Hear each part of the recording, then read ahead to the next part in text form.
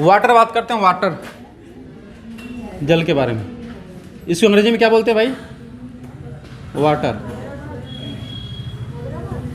सुनिए ध्यान से, अरे मित्रों, यहां देखिए वाटर, वाटर का रासायनिक नाम क्या होता है भाई? H2O। क्या होता है? H2O, H2O, H2O। इसका रासायनिक नाम क्या होता है? H2O। जल का रासायनिक नाम, ठीक है ना, H2O। अच्छा, इसमें कोई कार्बन दिख रहा है? इसमें कोई कार्बन दिख रहा है इसमें H2O में? नहीं है ना, तो इसको हम कार्बनिक यौगिक बोलेंगे कि अकार्बनिक यौगिक बोलेंगे? अकार्बनिक यौगिक बोलेंगे, ठीक है ना। तो जल क्या, पहला पॉइंट लिखिएगा, जल एक अकार्बनिक यौगिक है। जल एक अकार्बनिक कार्बनिक यौगिक है, ठीक है। जल कैसा यौगिक है भाई? अकार्बनिक यौगिक है, ठीक है ना। जल एक अकार्बनिक यौगिक है। देखिएगा, यौगिक किसे कहते हैं? जब कोई निश्चित अनुपात में, जब दो चीज़ें मिलकर कोई निश्चित अनुपात में कोई नया बनाती है पदार्थ, तो उसको क्या बोलते हैं? यौगिक बोलते हैं। कोई निश्चित, ठीक है ना। जैसे मान लीजिए कोई भी निश्चित चीज़ ले लीजिएगा, ठीक है ना। एक होता है यौगिक, होता है, एक मिश्रण होता है। तो मान लीजिए 1 लीटर पानी ले लिया, 2 लीटर पानी, 1 लीटर चीनी, तो 2 लीटर 2 संबंधी 1 का अनुपात में हुआ कि नहीं हुआ? तो निश्चित अनुपात में जब कोई चीज़ों को मिलाकर नया पदार्थ बनाया जाता है तो क्या कहलाता है? यौगिक। तो जल भी देखिएगा, 2 हाइड्रोजन 1 ऑक्सीजन, तो अनुपात 2 संबंधी 1 का है। हाइड्रोजन का परमाणु भार कितना होता है पता है? 1 होता है, ठीक है ना, 1 होता है। और ऑक्सीजन कितना होता है? 16 होता है। तो लेकिन 2 हाइड्रोजन, परमाणु भार टोटल कितना हो जाएगा? 2 बार हो जाएगा। ऑक्सीजन कितना हो जाएगा? 16। तो 16 2 कितना होता है? 18। तो इसका परमाणु भार या अणु भार पूछे तो कितना बताओगे जल का? अणु भार 18 होगा, ठीक है। अणु भार पूछे तो 18, जल का अणु भार पूछेगा तो 18, ठीक है। क्या इसका रंग क्या होता है भाई? जल का क्या होता है? रंगहीन होता है। तो लिख लो रंगहीन। स्वाद क्या होता है? स्वादहीन होता है। और क्या होता है भाई? रंगहीन होता है, स्वादहीन होता है, और क्या होता है? गंधहीन होता है। गंधहीन होता है। अब वो नाला वाला पानी की बात मत करना तुम लोग। अच्छा, यहाँ पर अकार्बनिक है, ठीक है। रंगहीन, स्वादहीन और गंधहीन होता है। गंधहीन होता है, ठीक है। ध्यान रखना, एक सवाल और रखना, जल का घनत्व पूछेगा तो जल का घनत्व 4 डिग्री सेल्सियस पर अधिकतम होता है। जल का घनत्व 4 डिग्री सेल्सियस पर अधिकतम होता है।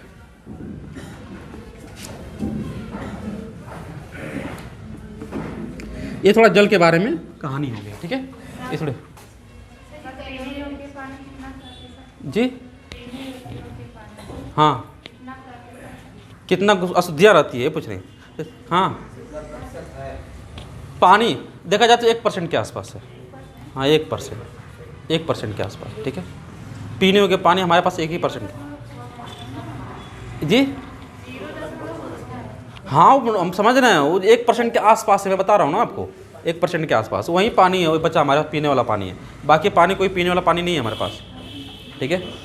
इतना 1% के आसपास है, तभी ये कहानी है।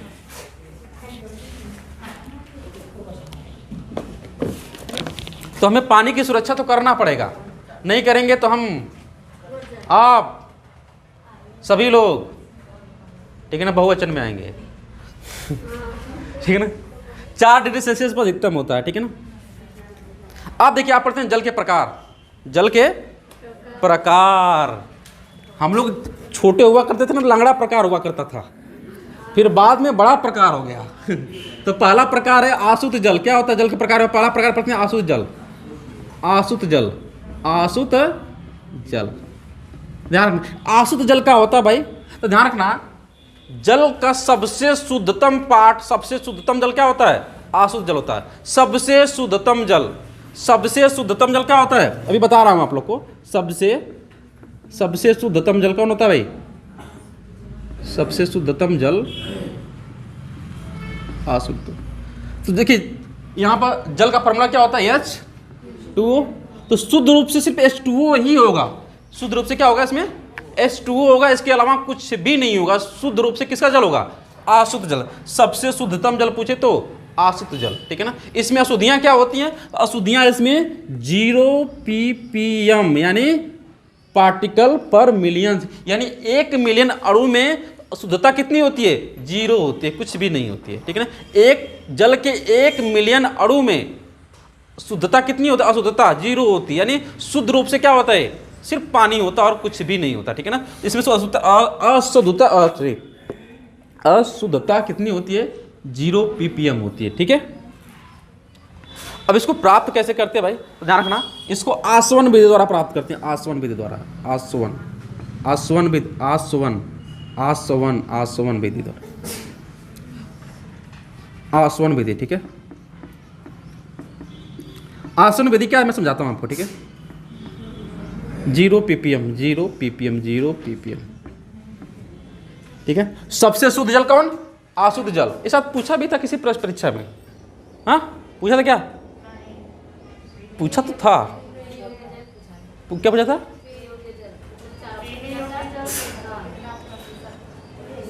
नहीं पूछा तो था, 18 के पेपर में शायद पूछा था, सबसे शुद्धतम जल कौन होता है, ठीक है ना। पूछा तो था, आप लोग को पता नहीं होगा लेकिन हमें पता है। मैं ऐसे पूछ रहा था कि आप लोग को पता है कि नहीं, लेकिन पूछा था सबसे शुद्धतम जल कौन है भैया? अशुद्ध जल है सबसे शुद्धतम, ठीक है ना। मुझे लगता है 18 वाले पेपर में पूछा था, 18 वाले पेपर में, ठीक है। ध्यान रखना, शुद्धता कितनी होती है? 0 ppm, पार्टिकल्स पर मिलियन, यानी 1 मिलियन जल के अणु में शुद्धता बिल्कुल 0 होती है, बिल्कुल शुद्ध जल होता है, ठीक है ना। किस विधि द्वारा प्राप्त होता है? आसवन विधि द्वारा। आसवन विधि समझ रही है? आसवन विधि नहीं समझ रहे तो सुषमा को हम समझा ही देते हैं, जो समझ रहे हैं वो अच्छी बात है, जो नहीं समझ रहे उसको समझा ही देते हैं हम। अच्छा बताओ, जब ये भगोना है, क्या है? भगोना ए है, ये नीचे से आग लगा दिया, ले रे, समझ गए? समझ गए? हो गया? तो आगे आ जाते हैं। ऊपर से लगा दिया भगोना, क्या लगा दिया भैया? भगोना। तो नीचे से पनिया डालते हैं तो भफिया बन के ऊपर जाकर सड़ जाती है ना, तो वो भी जल होता है। और जल कैसे मिलता है? भाप से मिलता है ना। तो भफिया से जो जल मिलता है उसको क्या बोलते हैं? भफिया जो जल मिलता है उसको बोलते हैं अशुद्ध जल बोलते हैं। उसको क्या बोलते हैं? अशुद्ध जल। और जो प्रोसेस हम जिस द्वारा हम उसको निकालें उसको क्या, कौन सी विधि बोलेंगे? आसवन विधि। गरमाएं ऊपर जाकर चिपक गया तो कौन सी विधि है? आसवन विधि। देखो अगर हम रासायनिक रूप से बात करें तो कुछ ऐसा होता है, सुना ध्यान से। जैसे मान लीजिए ये हमारा एक ग्लास है, क्या है? ग्लास है, इसी में तो थोड़ा सा लटका दिए, क्या एक फ्लास्क लगा रहे हैं, यहाँ पे कंडीशनर लगा दिए, क्या लगा दिए? कंडीशनर। यहाँ पर क्या करते हैं? बर्नर लगाएं, यहाँ पर बर्नर लगाएं और खूब गर्म किए, ले भैया ले गर्म हो जा, ले थोड़ा सा तुम गर्म हो जा। तो यहाँ पर जो पानी था वो उड़ के जाएगा, भाप बन के जाएगा। और यहाँ पर मान लीजिए कंडीशनर लगा दिया और ये पनिया जो भाप वाला था क्या हो जाएगा? संघनित होकर नीचे गिर जाएगा। तो भाप द्वारा जो पानी प्राप्त होता है उसी को क्या बोलते हैं? अशुद्ध जल बोलते हैं। अब समझ में आया? हाँ ठीक है ना, वही, हाँ वही अशुद्ध जल। और जिस द्वारा हम जिसको रोक कर पूरा विधि अशुद्ध जल प्राप्त करने के लिए सब विधि हम कर रहे हैं ना, इसी विधि को क्या बोलेंगे? आसवन विधि। तो ध्यान रखना, आसवन विधि द्वारा क्या प्राप्त होता है? अशुद्ध जल। अशुद्धता कितनी होती है? 0 ppm।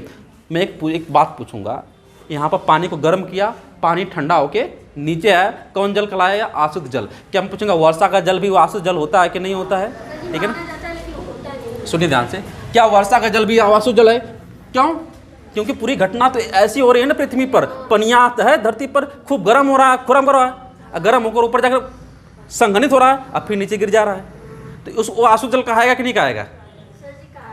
लेकिन कहाएगा, लेकिन ध्यान रखना वो पूर्ण रूप से, वर्षा का जल पूर्ण रूप से शुद्ध नहीं माना जाता, ठीक है ना। अशुद्ध जल का ही हिस्सा है वो, लेकिन वो पूर्ण रूप से शुद्ध नहीं होता है, ठीक है ना। अशुद्ध क्योंकि उसी प्रोसेस द्वारा वो भी हो रहा है ना, उसी सेम प्रोसेस द्वारा वो भी हो रहा है। तो ध्यान रखना, वर्षा का जल भी अशुद्ध जल है, ठीक है ना। वर्षा का जल भी लेकिन सबसे शुद्धतम नहीं है। ध्यान रखना, वर्षा का जल क्यों शुद्धतम नहीं बता रहे हैं आपको? वर्षा का जल अशुद्ध जल है, अशुद्ध जल है। वर्षा का जल अशुद्ध जल है, ठीक है। लेकिन शुद्धतम जल नहीं है, शुद्धतम जल नहीं,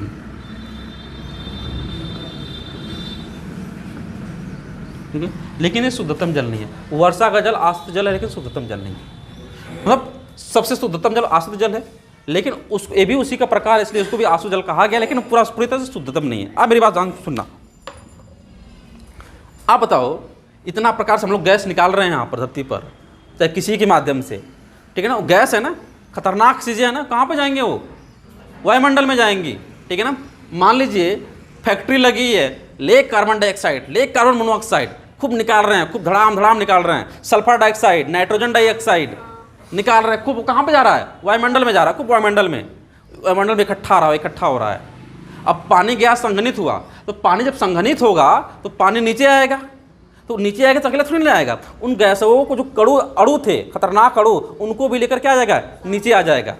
तो बताइए वो शुद्ध जल होगा फिर? वो नहीं, उसमें खतरनाक गैसेज मिली हैं, ठीक है ना। ध्यान रखना, इसलिए कहा जाता है कि पहली जो वर्षा होती है उसमें नहीं नहाना चाहिए, खजुआट हो जाएगा, खेसरा हो जाएगा, पिंपल्स निकल जाएंगे लड़कियों को, ठीक है ना। तो ध्यान रखना, क्यों? क्योंकि वो अम्लीय वर्षा हो जाती है। अम्लीय वर्षा के लिए कौन दो गैस जिम्मेदार है बता देना? सल्फर डाइऑक्साइड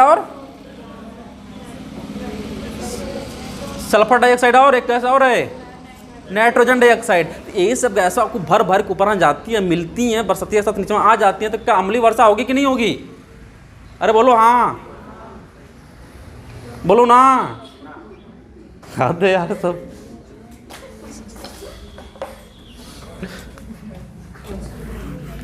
तो ध्यान रखना। अशुद्ध जल, वर्षा का जल भी क्या है? अच्छा पूछेगा वर्षा में अशुद्धियां कितनी पाई जाती हैं? अभी हमने पढ़ा 0 ppm किस में था? अशुद्ध जल में। लेकिन वर्षा में कितना था? वर्षा जल में कितना होगा? वर्षा जल में ध्यान रखना अशुद्धियां कितनी पाई जाएंगी?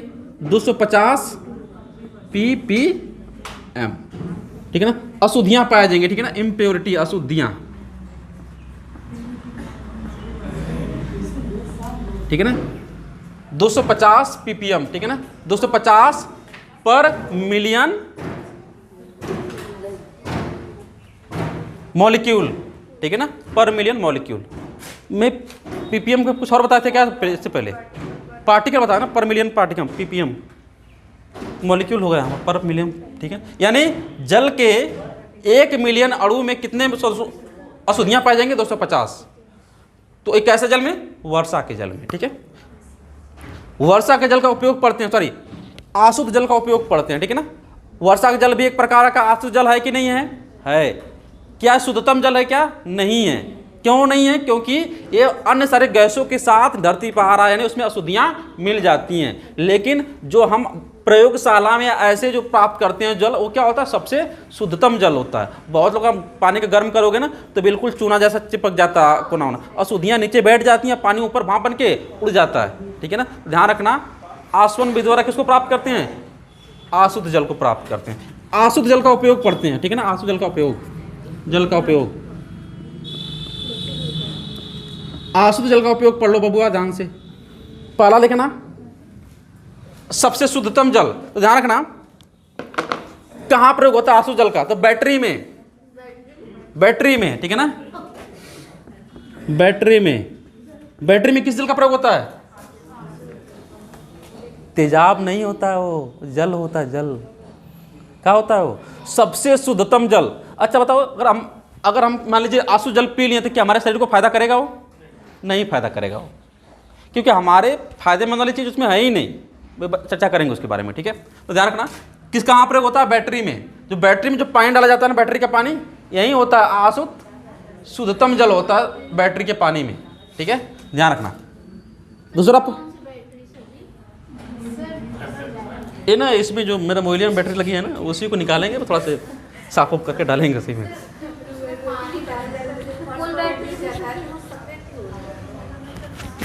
देखिए क्या ना, जब फर्श पे गिरेगा तो अचानक तो गिरेगा नहीं हो, उसमें क्या ना, देखिए अगर मैटर फंस रहा है, अगर बैटरी से चिपक गिर रहा तो हो सकता है उसमें कुछ उसकी अशुद्धियां मिली हो बैटरी वाली, ठीक है ना। और सबसे शुद्धतम जल है तो इससे सफ़ेद नहीं होना चाहिए, या फिर उसमें अशुद्धियां मिले हैं आपकी, क्या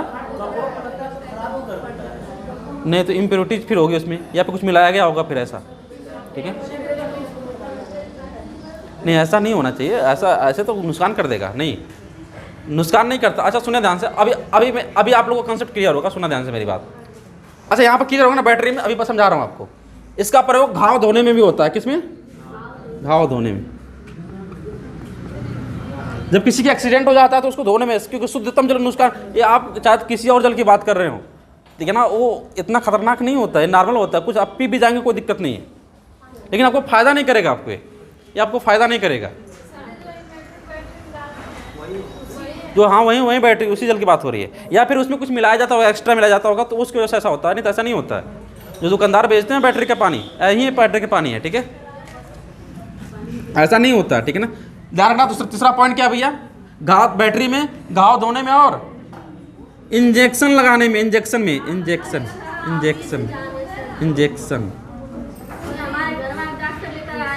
अच्छा हम लोग जैसे एक हमारे साथ एक चाची गई थी ना, चाची नहीं भूल गया था, नानी गई थी, नानी तो नानी गई, हमको तो चल हमको दवाई दिला, कहने चल भाई दिला देते हैं तुमको दवाई।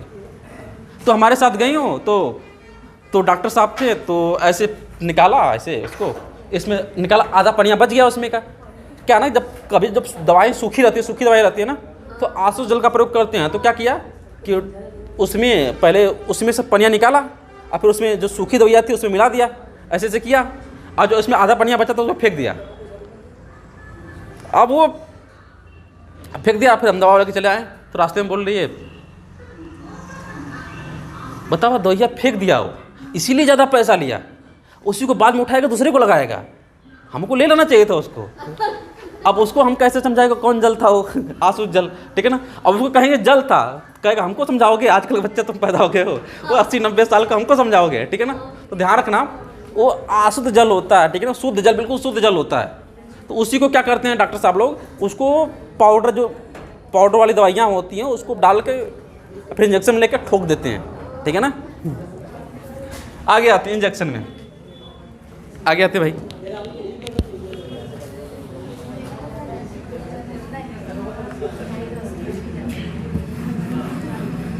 अब दूसरा पढ़ेंगे मृदु जल। क्या पढ़ेंगे? मृदु जल। मृदु जल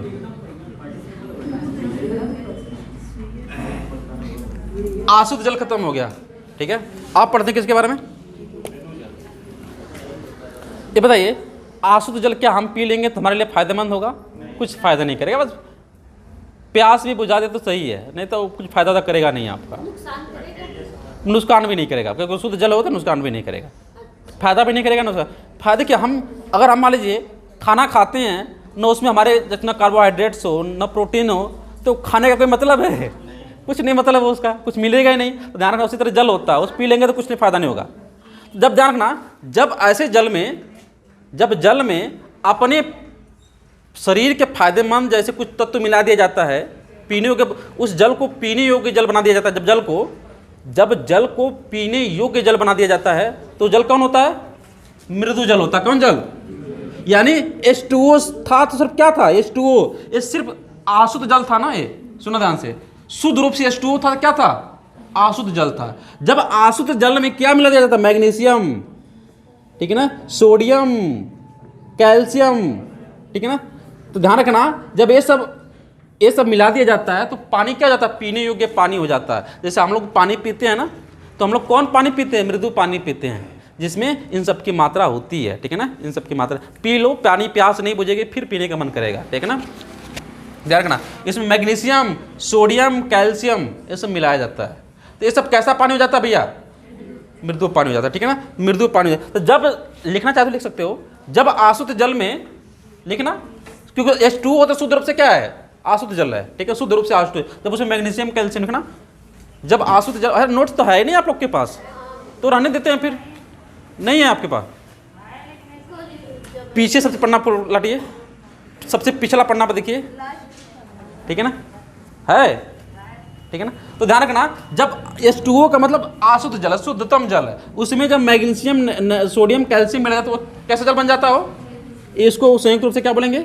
मृदु जल। मृदु जल, इसको हम बोलते हैं मृदु जल, ठीक है ना, मृदु जल। और जो हमारी जो टंकी होती है उसमें से पानी निकलता है, कौन जल होता है? जो टंकी में से पानी निकलता है उस कौन जल होता है? वो मृदु जल होता है, ठीक है ना। टंकी से निकलने वाला पानी भी क्या होता है? से निकलने वाला पानी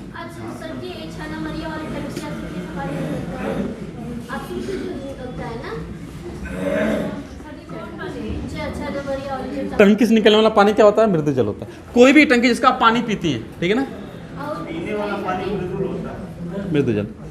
अब निकालेंगे तो पीने के लिए निकालेंगे ना, अब खराब पानी तो पियेंगे नहीं आप।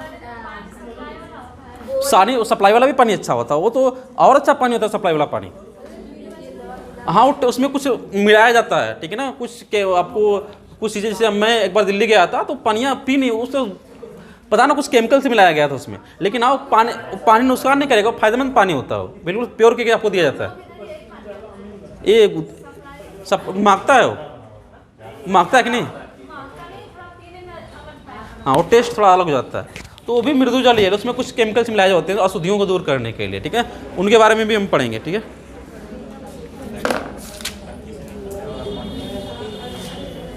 आप सुनना ध्यान से, अगर मैं आपसे कहूँ क्या ये जो पानी है साबुन के साथ झाग देगा कि नहीं देगा?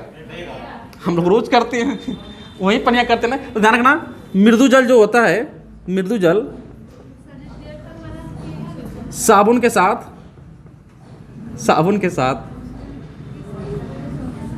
झाग देता है। साबुन के साथ झाग देता है कौन भाई? मृदु जल। अच्छा, मृदु जल में अशुद्धता कितनी होती है? क्योंकि शुद्ध तो होता नहीं है, कि जब मैग्नीशियम मिल गया, सोडियम मिल गया, कैल्शियम मिल गया तो शुद्ध तो रहा नहीं है। अशुद्धता कितनी होती है इसमें? क्या क्या बात है, पढ़ कर आई है? तो ध्यान रखना, अशुद्धता कितनी होती है? 150 ppm, 150 ppm, ठीक है ना। शुद्धता ही कहाँ रह गया, बाकी सब शुद्धता तो है, ये क्या है? अशुद्धता है, अशुद्धता। ये बोल रहे हैं ppm मान। अब मैं कितना बार बताऊं ppm मतलब क्या होता है? पार्टिकल पर मिलियन, यानी एक मिलियन जल के अणु में 150 अणु अशुद्ध होंगे, ऐसा समझ लो। 100 क्या तो बना लीजिएगा शुद्धता, ठीक है ना, ध्यान रखिएगा। शुद्धता थोड़ी ना होगा, हो सकता है लिखने में टाइपिंग मिरर स्टोक हो गया होगा, मिरर हो गया होगा, ठीक है ना, सॉरी मिरर नहीं, मिस्टेक हो गया होगा, ठीक है, ठीक है। आज पढ़ेंगे हम प्रपोजल के बारे में, सॉफ्ट वाटर, हार्ड वाटर, ठीक है, हार्ड वाटर पढ़ेंगे, हार्ड वाटर, ठीक है। अभी तो जो हम पानी पी रहे थे, क्या पानी पी रहे थे? सॉफ्ट वाटर क्या था? H2O प्लस क्या था? मैग्नीशियम या कैल्शियम या सोडियम भी था, या फिर सोडियम भी था, ठीक है। ध्यान रखना, यही क्या है? ये कौन सा वाटर है? मृदु वाटर है, सॉफ्ट वाटर है, क्या है? सिर्फ H2O की बात करेंगे तो अशुद्ध जल होगा, क्या होगा? सिर्फ H2O की बात करेंगे तो क्या होगा? अशुद्ध जल होगा। अब पूरे की बात करेंगे तो ये कौन जल होगा? मृदु जल होगा। कौन जल होगा? ये मृदु जल होगा। लेकिन भैया सुनना ध्यान से, पूरे की बात करेंगे तो हो जाएगा आपका मृदु जल, लेकिन ध्यान रखना, लेकिन अगर क्या होगा, अगर H2O प्लस मैग्नीशियम या कैल्शियम के साथ, अगर मैग्नीशियम या कैल्शियम के साथ क्या जुड़ जाए? अगर मैग्नीशियम या कैल्शियम का बाइकार्बोनेट जुड़ जाए, बाइकार्बोनेट जुड़ जाए, ठीक है ना, तो ध्यान रखना, कठोरता होती है अस्थायी कठोरता। क्या होती है? अस्थायी कठोरता। इसमें कौन कठोरता होगी? अस्थायी। ध्यान रखना, अगर शुद्ध H2O होगा तो अशुद्ध होगा, ये दोनों को मिला देंगे तो कौन होगा? मृदु होगा। लेकिन Mg और Ca के साथ अगर बाइकार्बोनेट जुड़ जाए, कठोर तो होगा, लेकिन क्या होगा? अस्थायी कठोर, ठीक है। लेकिन अगर मेरे भैया, अगर क्या हो जाए, अगर H2O प्लस मैग्नीशियम या कैल्शियम, सिर्फ H2O अशुद्ध जल, पूरा क्या हो गया? मृदु जल। अगर इसमें मिल जाएगा क्या, या इसमें मिल जाएगा, इसमें क्या मिल जाएगा? इसके साथ मैग्नीशियम या कैल्शियम के साथ मिल जाएगा, अगर सल्फेट मिल जाएगा, सल्फेट या क्लोराइड मिल जाएगा, क्लोराइड, बात को ध्यान रखना, क्लोराइड, ठीक है, क्लोराइड। उसको क्या बोलेंगे? अस्थायी कठोरता, इसको बोलेंगे अस्थायी कठोरता।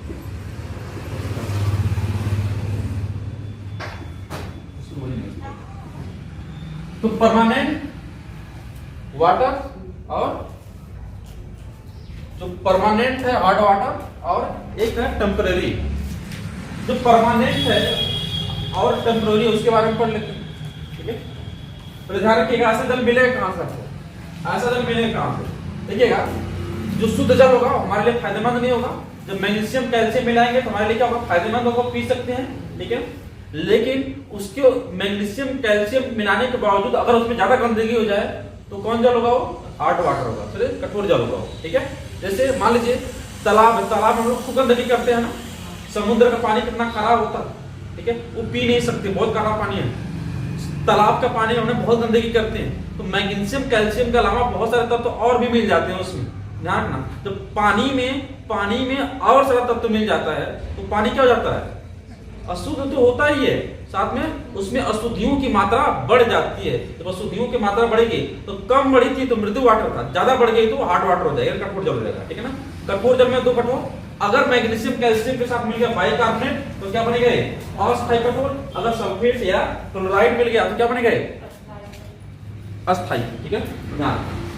अब अस्थायी कठोरता, अस्थायी कठोरता आसान होता है, इसको हटाना आसान होता है। इसको या पानी को गर्म कर दो, पानी को गर्म करने पर अस्थायी कठोरता क्या हो जाती है, गर्म करने पर भी क्या हो जाती है, गर्म करने पर अस्थायी कठोरता क्या हो जाती है, अस्थायी कठोरता आपकी दूर हो जाती है, ठीक है ना। अस्थायी कठोरता आपकी दूर हो जाती है। गर्म कर देंगे तब भी पानी, यानी उबालेंगे तो अभी क्या नहीं, पानी क्या हो जाएगा, गर्म करेंगे या उबाल लेंगे, ठीक है ना, तो क्या करेंगे, पानी दूर हो जाएगा, ठीक है।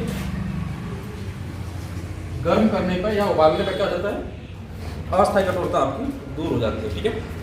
या फिर चूना मिला दें, सूखा चूना, ठीक है ना, या फिर क्या मिलाकर क्लार्क विधि द्वारा, क्लार्क विधि होता है, विधि भी आती है, क्लार्क विधि द्वारा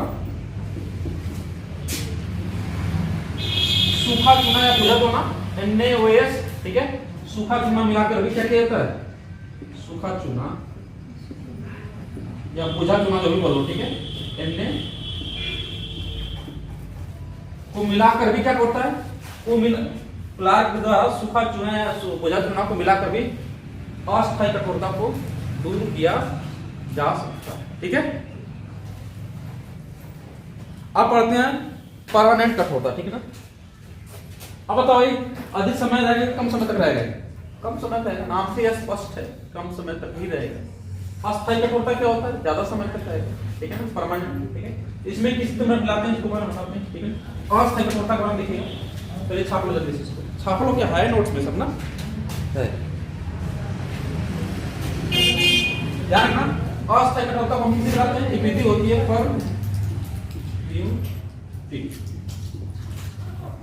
विधि द्वारा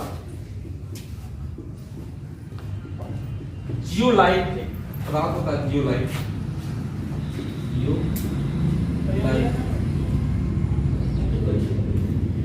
मिलाकर, ठीक है ना, जियोलाइट मिलाकर, ठीक है ना, इसकी अशुद्धता दूर की जाती है, ठीक है ना, जियोलाइट में अशुद्धता दूर की जाती है, ठीक है। अब ध्यान रखिएगा, जो हार्ड वाटर होता है उसका माप पीपीएम में नहीं होता, क्या होता है, मैंने अभी पीपीएम नहीं बताया ना इसका, और सबका बताया था पीपीएम, तो हार्ड वाटर का मापन कैसे करते हैं, हार्ड वाटर जो होता है, हार्ड वाटर, ठीक है, हार्ड वाटर का मापन कैसे करते हैं, सुना ध्यान से, ध्यान रखना। या हार्ड वाटर का मापन कैसे करते हैं, मापन, हार्ड वाटर मापन, ध्यान रखना, mg प्रति लीटर में किया जाता है, mg प्रति लीटर में। लीटर को किस, पानी को हम किसमें मापते हैं, लीटर में। अशुद्धियां होंगी तो किसमें मापते हैं, ग्राम में होगा आपका, ठीक है ना, ग्राम प्रति लीटर। यानी समझा रखिएगा, हार्ड वाटर हम किसे कहेंगे, अगर 60 ग्राम से, अगर 0 से 60 ग्राम प्रति लीटर है, यानी 1 ग्राम में, 1 लीटर में 0 से 60 ग्राम अशुद्धियां हैं, वो किसमें आएगा, वो सॉफ्ट वाटर में माना जाएगा, ठीक है ना, वो क्या माना जाएगा, सॉफ्ट वाटर। उसको हम बोलेंगे, चलिए इसको हम क्या बोलेंगे भाई, अस्थायी, क्या बोलते हैं, सॉफ्ट वाटर, मृदु जल, ठीक है ना, सॉफ्ट वाटर। इसको हम क्या करेंगे, सॉफ्ट वाटर, सॉफ्ट वाटर मृदु, ठीक है। अगर पूछ दे आपसे 0 से 60 से ज्यादा हो तो, अगर मोर देन 60 हो, 60 से ज्यादा हो प्रति लीटर में, तो कौन वाटर होगा वो, वो हार्ड वाटर होगा, वो आपका हार्ड वाटर होगा। ठीक है, वो आपका हार्ड वाटर क्या है यार, फंस रहा है हार्ड वाटर।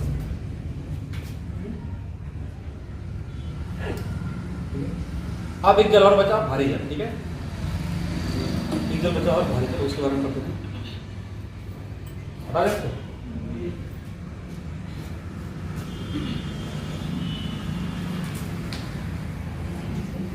भारी जल, वो लिखेंगे भारी जल। इसका रासायनिक नाम बताया कोई? बहुत बढ़िया, D2O। इसका नाम क्या होगा D2O का? ड्यूटेरियम। बहुत बढ़िया, ड्यूटेरियम ऑक्साइड। ठीक है, ड्यूटेरियम ऑक्साइड, ड्यूटेरियम ऑक्साइड, इसका नाम है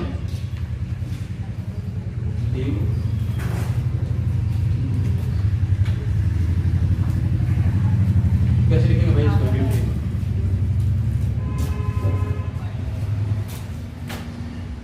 ड्यूटेरियम ऑक्साइड। इसका परमाणु भार कितना होता है? इसका परमाणु या अणु भार बोलेंगे कितना होगा टोटल का अणु भार? और जो सामान्य था जल था उसका अणु भार कितना हुआ करता था? तो बताया था आपको कितना हुआ करता था? अरे बोलो 18 हुआ करता। इसका कितना है? जो कम समान जो होता है H2O होता है, H2O ऑक्सीजन का 16 होता है O, और H का 1 तो 2 H है तो 2 तो 16 तो 18 भारी है ना उसके अपेक्षा, इसलिए भारी जल। ठीक है ना, भारी जल।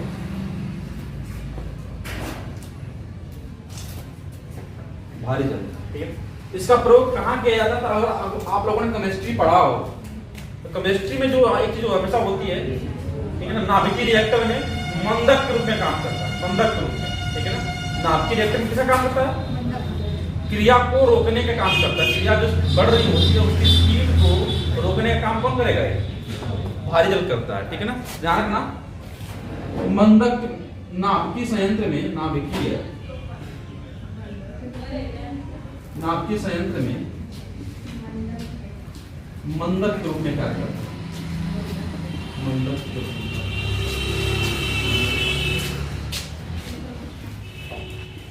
नाभिकीय संयंत्र में किसमें काम करेगा? मंदक के रूप में कार्य करता है।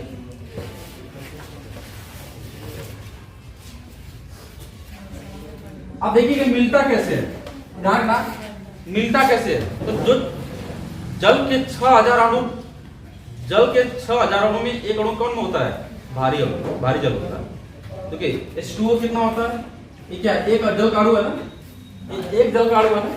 जो सामान्य जल के 6000 अणु में, सामान्य जल के 6000 अणु में क्या मिलता है? एक भारी जल मिलता है। ध्यान रखना, D2O यानी भारी जल, और रेशियो कितना है H2O का? कितना होता भैया?